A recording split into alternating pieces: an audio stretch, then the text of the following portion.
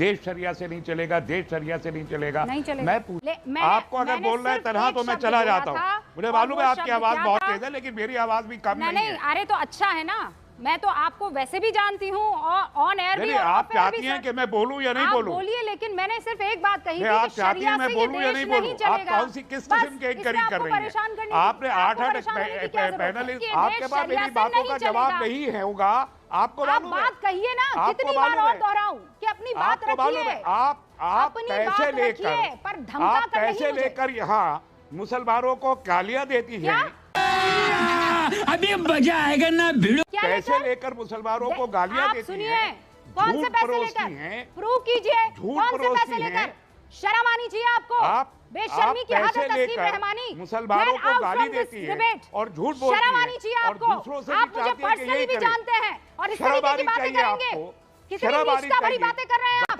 मैं आपको चैलेंज करती हूँ तस्लीम रहमानी, इस डिबेट को छोड़कर जाने से पहले प्रूव करके दिखाइए। किसी की एक फूटी कौड़ी ली है मैंने तो छोड़ दूंगी ये प्रोफेशन में, और अगर नहीं तो आप अपना मुंह काला करके घूमिएगा। नमस्कार दोस्तों, मेरा नाम अनुज धीमान और आप देख रहे हैं नेशन ब्रो। रूबिका लियाकत एक बहुत ही धाकड़ एंकर हैं। उनके सामने जब कोई उनके ऊपर इल्जाम लगाने लगता है तो कहीं ना कहीं वो बहुत ज्यादा वायलेंट हो जाती हैं। ऐसा ही एक वीडियो हम आपके लिए लेकर आए हैं। पहले आप ये वीडियो देखिए। वीडियो है रूबिका लियाकत का एक शो है जिसमें कुछ लोग बातें कर रहे थे, उसके बाद में उनकी बहसबाजी होती है। अगर आप भी मेरी तरह रिएक्शन वीडियो बनाकर पैसे कमाना चाहते हैं तो आप मेरा यूट्यूब रिएक्शन का कोर्स खरीद सकते हैं जिसका प्राइस 1000 रुपए है। स्क्रीन पे मेरा व्हाट्सएप नंबर आ रहा है, अगर आप कॉन्टेक्ट करना चाहें तो आप कर सकते हैं। आइए वीडियो देखिए। देश शरिया से नहीं चलेगा, देश शरिया से नहीं चलेगा। मैं मजा नहीं आ रहा है।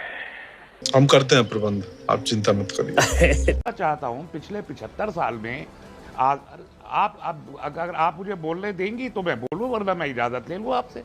नहीं चलेगा। मैं आपको वापस रिइटरेट कर रही हूँ, नहीं चलेगा। आप काइंडली मुझे रनिंग कमेंट्री ना दें, मेरी बात पूरी होने दें। अगर आप चाहती हैं कि मैं बोलूं तो मैं बोलूंगा। हाँ, वरना फिर आप बोल ही नहीं, आप लोग सब बोलिए। आप मीडिया पर आरोप लगाएंगे, आपको लगता है? मैं अर्ज कर रहा हूँ कि ये जो इतना उछालू नहीं, आप इतनी बड़ी भी नहीं हो गई हैं कि आप दूसरे की बात नहीं सुने। फिर आप बुलाइए, आप आधे घंटे का खुद बोलने का साहब, मैं बुरी हूँ ही नहीं, इतनी नहीं। आपको अभी तो मैंने 2 जुमले भी नहीं बोले हैं। अभी मैंने कोई पॉइंट ही नहीं रखा है। क्योंकि मैं बाअदब, बामुलाइजा, होशियार, मुस्लिम पर्सनल लॉ बोर्ड आ रहा है।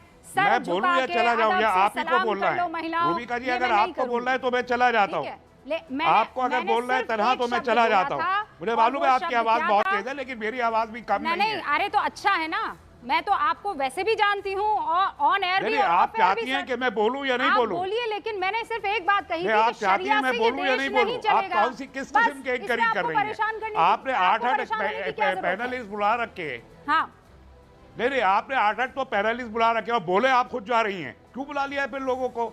आप इतनी बड़ी अल्लामा, आप जाते खुद मौजूद है, मोहतरम अल्लामा।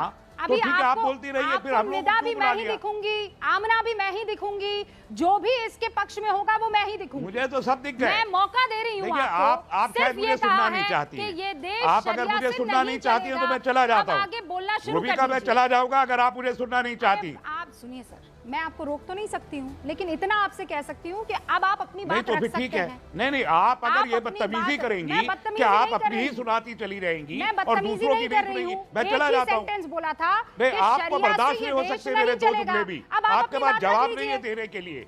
मैं कह रही हूँ ना, आपका सारा इल्म खत्म हो जाएगा अगर मैंने 2 जुमले बोलने शुरू कर दिए। सवाल कीजिए ना, फिर मैं जवाब देती हूँ कि नहीं, डिसाइड करेंगे। जरा 2 मिनट के लिए खामोश रहिए आप।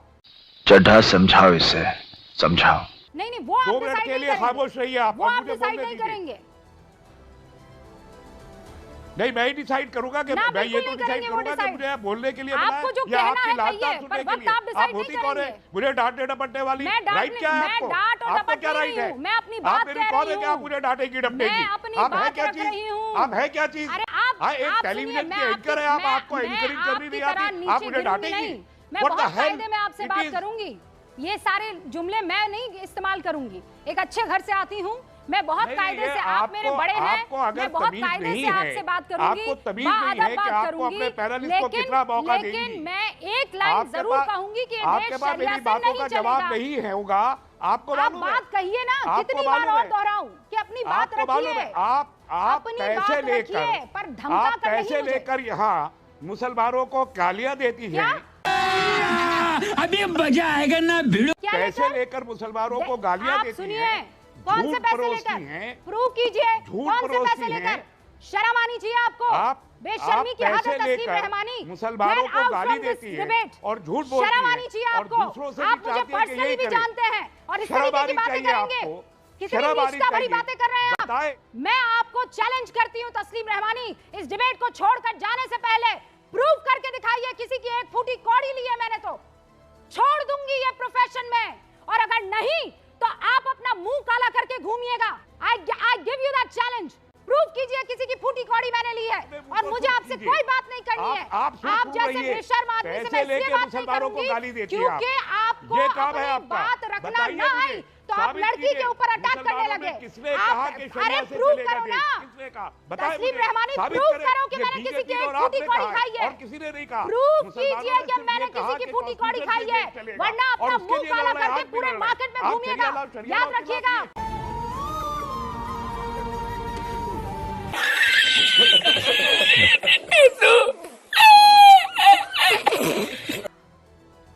और अब मैं आपसे बात नहीं करूंगी जब तक आप माफी नहीं मांगते हैं। क्या प्रूफ है आपके पास? जब कोई बात नहीं होती है, कोई फैक्ट नहीं होता है, तो सीधा आरोप लगा दो कि पैसा लेकर ये करती है, पैसा लेकर वो करती है। शर्म आनी चाहिए आप जैसे पढ़े लिखे इंसान को। प्लीज ये नहीं रहेंगे मेरे डिबेट में, हटाइए। आप मजहब की ठेकेदारी कर रहे हैं ना, इसमें सबसे पहले तो अपना ये दिमाग खोलिए और इसके अंदर थोड़ी सी जो बची कुची अक्ल की गुंजाइश है ना, उसे ठूसने की कोशिश कीजिए। मैं बाअदब आपको समझा रही हूँ। Rubina ji, All India Muslim Personal Law Board को खत्म करने की साजिश है ये। अरे तो होना ही चाहिए, होना ही चाहिए, खत्म करने की साजिश है ये। अगर महिलाओं के हक पर वो नहीं खड़ा हो सकता है तो ऐसे पर्सनल लॉ बोर्ड की कोई जरूरत नहीं है। अगर मुस्लिमों की आवाज को अगर मुस्लिम महिलाओं की आवाजों को दबाने की कोशिश करता है तो खत्म हो जाए, सबकी बला से खत्म हो जाए। तो रुबीना जी, देना है तो रिजर्वेशन दियो। शरिया के चक्कर में आप लोग महिलाओं के हक को मार देंगे। 100 साल से पड़ा हुआ है। और क्रिमिनल कोड हम नहीं फॉलो करते, शरिया तो हम क्या मुस्लिम नहीं रहते? ये किस तरह का आर्ग्यूमेंट है? ये बड़ी अच्छी बात कही आप। अभी सर हो सकता है रशीद सईद साहब कि आपको थैंक यू करना पड़ जाए कि ना अब नहीं हो पाएगा मुझसे, लेकिन अब औरतें बुलंद आवाज में अपना हक मांगेगी और मैं फिर बाअदब आपसे कह रही हूँ, वो हक आप नहीं, इस देश का कानून, इस देश का संविधान लोकतांत्रिक मूल्यों के तहत हमें मिलेगा। आपने वीडियो देखा है और सारी चीजें आपको समझ में आ गई होंगी, फिर भी मैं आपको ये बता दूं कि ये जो डिबेट हो रही थी किस लिए हो रही थी। यहाँ पर जो रूबिका लियाकत है, इन्होंने क्वेश्चन पूछा था कि देश जो है संविधान से चलेगा या फिर जो है शरीयत से चलेगा। इसी को लेकर यहाँ पर जो डिबेट चल रही थी और यहाँ पर जो रहमानी थे ये लगातार काउंटर कर रहे थे। आप देख रहे थे, कह रहे थे नहीं शरीयत से चलेगा और हमारे जो रूल्स रेगुलेशन होते हैं उससे चलेगा। मेरा ये मानना है कि एक देश के अंदर एक कानून होना चाहिए और वही सब लोग माने। देखिए अलग अलग तरीके के कानून बनाए जाएंगे तो अलग अलग तरीके से लोग फायदा उठाना चाहते हैं, और किसी में जब कमियां हैं, किसी में कुछ दिक्कतें हैं तो उसको रिफॉर्म किया जाना चाहिए। उसको लेकर सिर पर ढोने की जरूरत नहीं है। हिंदू धर्म के अंदर भी बहुत सारी कमियां थी, उनको रिफॉर्म किया गया। आज देखिए जो औरतें हैं बाहर काम करती हैं। इसी तरीके से अगर किसी धर्म के अंदर कोई कमी है तो उसको चेंज करना चाहिए, और ये काम सरकार का होता है। तो सरकार अगर सही समझती है तो जो भी वो डिसीजन लेगी उस सबको मानने चाहिए। अब इसी बात को लेकर यहाँ पर लोग जो है एक दूसरे के ऊपर इल्जाम लगाने लगे। रूबिका लियाकत को कहने लगे कि रहमानी कि तुम पैसे लेकर यहाँ पर जो है हिंदुओं के लिए बात करती हो, मुसलमानों को गालियां देती हो। देखिए ये सब ना, ये बौखलाहट का जो नतीजा है ये निकल कर आता है जब इनके पास में कोई काउंटर क्वेश्चन नहीं होता है, जब जो है ये प्रॉपर जवाब नहीं दे पाते हैं तो इस तरीके की बातें करने लगते हैं कि भैया तुमने पैसा लिया, तुमने पैसा लिया है और तुम यहाँ पर हमारे खिलाफ बात कर रहे हो। सीधी सी बात है कि अगर देश की जो बहन बेटियां हैं उनको अगर दिक्कत होती है किसी चीज से, उसके ऊपर जो देश की सरकार है उसको काम करना चाहिए, और संविधान से ही देश चलेगा। किसी भी धार्मिक किताब के अकॉर्डिंग जो है देश नहीं चल सकता है। जो बड़े बड़े देश हैं, जो मुस्लिम देश हैं, वो भी संविधान से चलते हैं, शरीयत से नहीं चलते हैं। ये बात यहाँ पर इन लोगों को समझनी चाहिए। भारत एक सेकुलर कंट्री है, यहाँ पर धर्म का संविधान के अंदर कोई जगह नहीं होनी चाहिए। वीडियो कैसा लगा मुझे कमेंट सेक्शन में जरूर बताइएगा। मिलते हैं नए वीडियो के साथ। नमस्कार, धन्यवाद, जय हिंद, जय भारत।